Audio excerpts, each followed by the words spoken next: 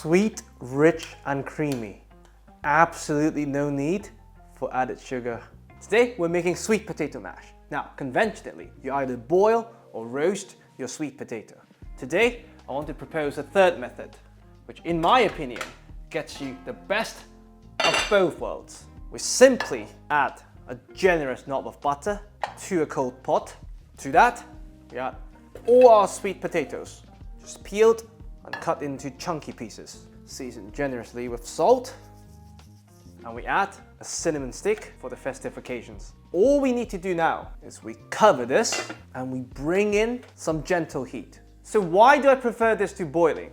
Well, given the density of sweet potatoes, they actually end up absorbing water during the boiling process. So you're diluting the natural flavors and the natural sweetness. When you roast them, yes, you get wonderful caramelization and browning, but you're also evaporating a ton of the water content and solidifying the outside, making them more chewy, and you end up having to add more liquid to the mash to dilute the wonderful flavors you just developed. What we're essentially doing here is first, through heat, we melt the butter, and with the butter generating the heat, we are generating steam from the natural water content of the sweet potatoes, steaming themselves in the process, slightly caramelizing the bottom, developing slightly stronger sweetness, permeating the wonderful aroma of the cinnamon stick throughout.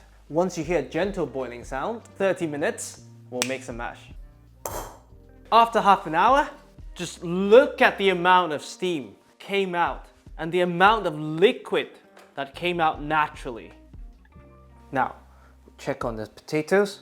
There should be zero resistance. If you feel any resistance, just put the lid back on and cook them until they're completely soft. And the whole room at this point smells like the cinnamon. So we remove the stick, and thank it for the service, and we simply mash it however you like. Some people like it chunky, some people like it fine. It's a personal choice. As you've noticed, I've not added any sugar so far because sweet potatoes contain 4.2% sugar. So a kilo of sweet potatoes here has 42 grams of natural sugar. This much. And through our cooking methods, we're trying to bring out and accentuate the natural sugar. I'm not saying you should never add sugar. I'm saying let's take it as far as you could, then taste, then adjust accordingly. Just don't throw in whatever sugar the recipe book tells you to. Cook, taste, and adjust.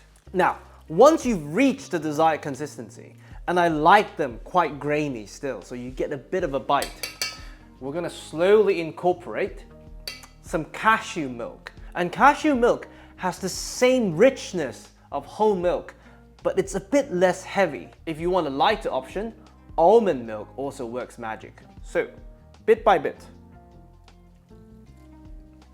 and you work everything in. Oh, look at this. You make it as thick, as thin as you like.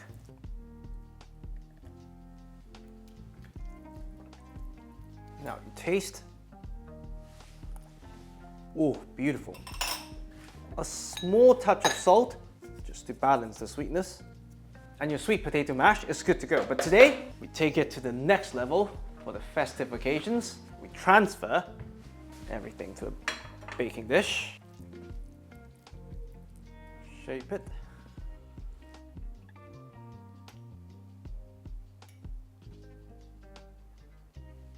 Sprinkle some panko or breadcrumb. This would give us some wonderful contrasting texture. And some crushed pecan nuts, untoasted, because the oven would do the toasting for us.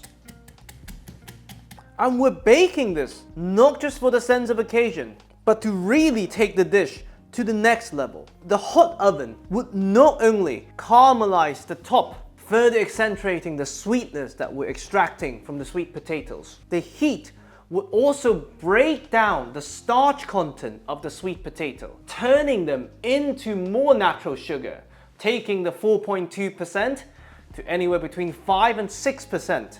And we get a slightly crispy top with a very, very moist and fluffy inside. So 200 degrees, about 20 minutes. After 20 minutes and the whole room smells like caramel, we have this sizzling beauty. And what goes well with caramel? We add some molded salt. This will really balance the dish. And that's it.